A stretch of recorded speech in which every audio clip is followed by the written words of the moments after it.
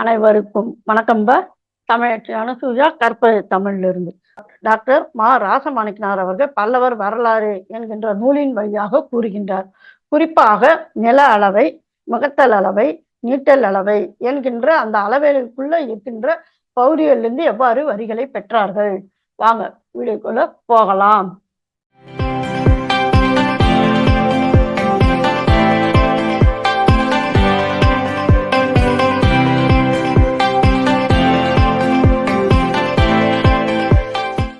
முதல்ல நில அளவை. பல்லவர் ஆட்சி உட்பட்ட நாட்டில் நிலம் முழுவதும் செவ்வையாக அளவை பெற்று இருந்தது. இன்ன பகுதி நிலங்கள் வரியற்றவை என்ற முடிவும் பெற்றிருந்தன. நில அளவை கணக்குகளையும் வரி அளவை முதலிய கணக்குகளையும் சிற்றூர் பேரூர் அரசியல் அலுவலர்கள் வைத்திருந்தனர். பழம் பிரம்ம தேயம் 24 வேலியும் நீக்கி என வரும் பட்டயத் தொடரை நோக்குங்கால் பல்லவர் ஆட்சியில் நில அளவை கணக்கு முதலியன உண்டு என்பதை தெளிவாக உணரலாம். ஒரு குறிப்பிட்ட நிலத்தை அளந்ததும் கள்ளியும் கல்லும் நட்டு எல்லை வகுத்தல் அக்கால பழக்கமாக இருந்தது. சரிங்களா? நீர்ப்பாசன வசதிகள். பல்லவர் காடு வெட்டிகள் ஆதலால் நீர்ப்பாசன வசதிகள் நிரம்ப செய்ய வேண்டிய ஆயினர். ஏரிகள் தடாகம் என்று கூறப்பட்டன. பல்லவர் பல ஏரிகளை தம் நாட்டில் உண்டாக்கினர். அவை அரசர் பெயரையோ தோண்டப்பட்ட இடத்தை சேர்ந்த சிறந்த தலைவன் பெயரையோ கொண்டதாக இருக்கும்.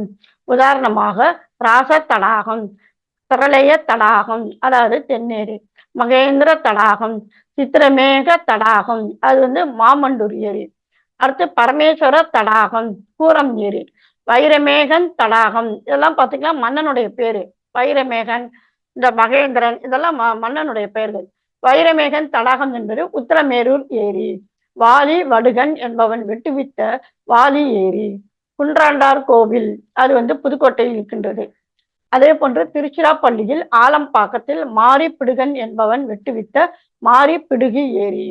வடார்காடு கோட்டம் குடிமல்லத்தில் உள்ள வெள்ளேரி தும்பான் ஏரி. 3ஆம் நந்திவர்மன் காலத்து காவேரி பாக்கம் ஏரி. வந்தவாசி கூற்றத்தில் இருந்த மருதாடு ஏரி. வேலூர் கூற்றத்தில் உள்ள கனகவள்ளி தடாகம் முதலியன குறிப்பிடத்தக்கவை. இவையன்றி கல்வெட்டுகளில் குறிக்கப்படாத ஏரிகள் பல இருந்தன. இவ்வேரிகளில் பல மழை நீரையே பெற்றவை, சில ஆற்று நீரையும் பெற்றவை. இவற்றிலிருந்து கால்வாய்கள் பல இடங்களுக்கும் சென்று வயல்களுக்கு நீரை பாய்ச்சி வந்தன. இந்த ஏரியை அல்லாமல் கூவல்கள் பல எடுக்கப்பட்டன. கூவல்னா கிணறுகள். இக்கிணறுகள் பெரியவை, வயல்களுக்கு நீரை உதவுபவை. இப்பெருங்கிணறுகள் போன்றவற்றை இன்றும் தொண்டை நாட்டில் காணலாம். திருவெள்ளரை என்னும் வைணவ தலத்தில் முத்தரையன் மரபை சேர்ந்த கம்பன் அரையன் என்பவன் மாரி பிடுகு பெருங்கிணறு ஒன்றை எடுத்ததாக பல்லவர் பட்டயம் அதாவது நந்திவர்மன் காலத்து பல்லவர் பட்டயம் கூறுகின்றது. சரிங்களா? அடுத்து பாலாறு, காவிரி முதலிய ஆறுகளில் இருந்து நீரை கொண்டு செல்ல பல கால்வாய்கள் பல்லவர் நாடெங்கும் இருந்தன. அவை ஆற்றுக்கால், நாட்டுக்கால் என பெயர் பெற்றன. திருச்சிராப்பள்ளி கோட்டத்தில் வைரமேகன் அதாவது நந்திவர்மன் வாய்க்கால் இருந்தது. கூரத்தில் பரமேஸ்வர தடாகத்திற்கு பாலாற்று நீரை கொண்டு வந்தது பெரும்பிடுகு வாய்க்கால் என்பது. இப்பெரிய கால்வாய்களிலிருந்து பிரிந்த கிளைக்கால்கள் பல. அவை குரங்கு கால், கிளைக்கால், ஓடை என பலவாறு பெயர் பெற்றிருந்தன. அவற்றில் சில கணபதி வாய்க்கால், ஸ்ரீதர வாய்க்கால் என்றார் போல வேறு பெயர்களும் பெற்றிருந்தன. ஆறுகளில் நீர் இல்லாத காலங்களில் ஊற்றுக்கால்கள் எடுத்து நீர் பாய்ச்ச பெற்றது. ஏற்றம் இறைத்து வயல்களுக்கு நீரை பாய்ச்சும் முறையும் அக்காலத்தில் இருந்து வந்தது. கால் வசதி இல்லாத இடங்களில் வேறு என்ன செய்ய முடியும்? வாய்க்கால்களில் அங்கங்கு மதகுகள் இருந்து கிளைக்கால்களில் நீரை விட்டு வந்தன. சில பெரிய கால்வாய்கள் மீது பாலங்கள் இருந்தன. அங்கு மதகுகள் இருந்தன. அவை தண்ணீரை வேண்டிய அளவு சிறிய கால்வாய்களில் விட்டு வந்தன. சரிங்களா? இந்த தகவல் எல்லாம் பார்த்தோமானால் அதை பற்றி ஒரு கூடுதல் சிறப்பு. இந்த ஏரிகள், பெருங்கிணறுகள், வாய்க்கால்கள் என்பவற்றில் பல சோழர் காலத்தில் அப்பெயர்கள் கொண்டே இருந்தன என்பது சோழர்கள் கல்வெட்டால் அறியப்படுகிறது. அப்ப அந்த பெயர்கள்லாம் பார்த்தீங்கன்னா பெயர் மாற்றம் பெறாமல் அப்படியே அந்த மன்னர்களுடைய பெயராலேயே இருக்கின்றது என்ற சோழர்கள் கல்வெட்டுகளால் நாம் அறிகின்றோம். சரிங்களா? அது பார்த்தீங்கன்னாக்கா சோழர் வரலாறு என்கின்ற நூலின் மூலமாக அறிய முடிகிறது இப்ப. சரிங்களா? அடுத்து பார்த்தீங்கன்னாக்கா ஏரி வாரியம். இதுவாறும் கூறி வந்த ஏரி, கிணறு, வாய்க்கால், மதகு இவற்றை மேற்பார்வையிட்டு வந்த வேண்டிய திருத்தங்களை ஏரி வாரிய பெருமக்கள் செய்து வந்தனர். பெரிய ஏரிகளில் சீர்திருத்தம் நடைபெறும் போது ஏரி கரைகளை பண்படுத்த தோணிகள் பயன்படுத்தப்பட்டன. இத்திருத்தங்களை செய்ய ஊர் அவையாரிடம் பணம் படைத்த பெருமக்கள் அடிக்கடி பொன் முதலியவற்றை ஒப்புவித்தல் மரபு. நன்றாக பார்த்துக்கொள்ளுங்கள். அவர்கள் அத்தொகையை வட்டிக்கு விட்டு பெருக்கி அதனை நல்வழியில் பயன்படுத்தி வந்தனர். நீர்ப்பாசன வசதிகளை ஊராரும் ஊன்றி கவனித்து வந்தனர். பல நிலங்களை தானம் செய்து அவற்றின் வருவாயை கொண்டு நீர்ப்பாசன வசதிகளை திருத்தமுறை செய்து வந்தனர். ஊர் வருமானத்தில் ஒரு பகுதியும் இப்பணிகளுக்கு பயன்பட்டது. போதாத இடங்களில் அரசாங்கமும் பொருளுதவி செய்து வந்தது. இத்தகைய வியத்தகு முறைகளால் நீர்ப்பாசனம் குறைவின்றி பல்லவர் காலத்தில் நடைபெற்று வந்தது என்ற கருத்தை நம்ம பார்த்த அதே நூல் தான் KVS ஐயங்கர் அவருடைய ஏன்ஷியன்ட் டெக்கான் அப்படிங்கிற நூலின் மூலமாக 368 முதல் 370 பக்கம் வரைக்கும் நம்ம அந்த கருத்தை பார்க்கலாம்ப்பா. சரிங்களா? இப்ப இது வரைக்கும் பார்த்தது நில அளவை. அடுத்து பார்த்தீங்கன்னாக்க நீட்டல் அளவை. கலப்பை, நிவர்த்தனம், கட்டிகா, பாடகம் என்னும் 4 அளவைகள் பல்லவர் ஆட்சியில் இருந்தன.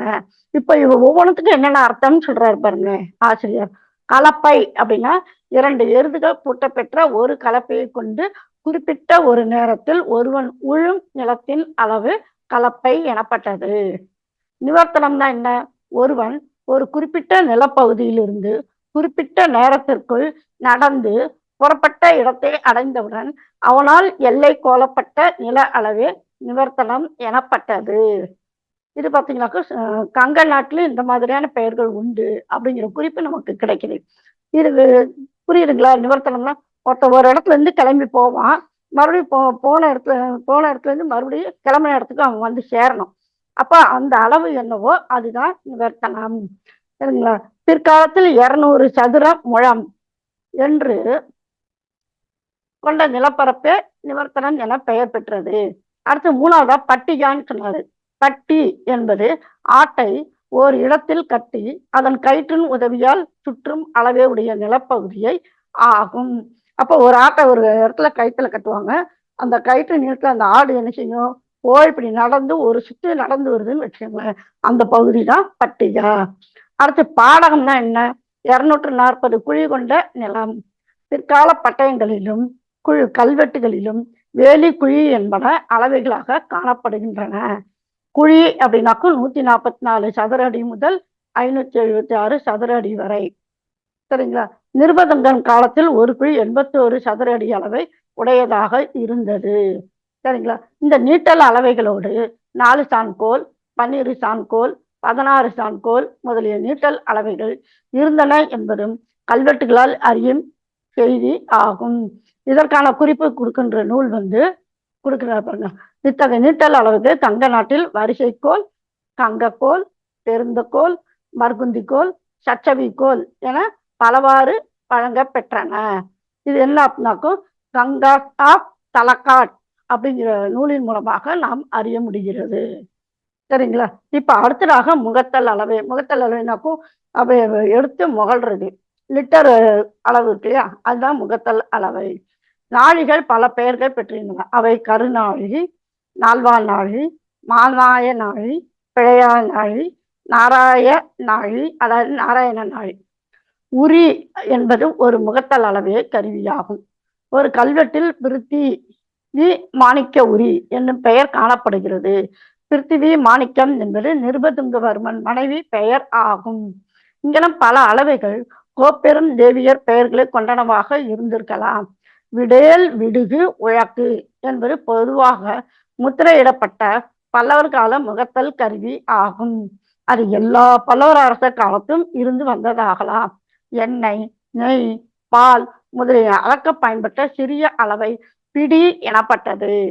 அவையன்று நெல் முதலியன அளக்க சோடு, நாழி, மரக்கால், பதக்கு, குறுணி, காடி, களம் முதலியன பயன்பட்டன.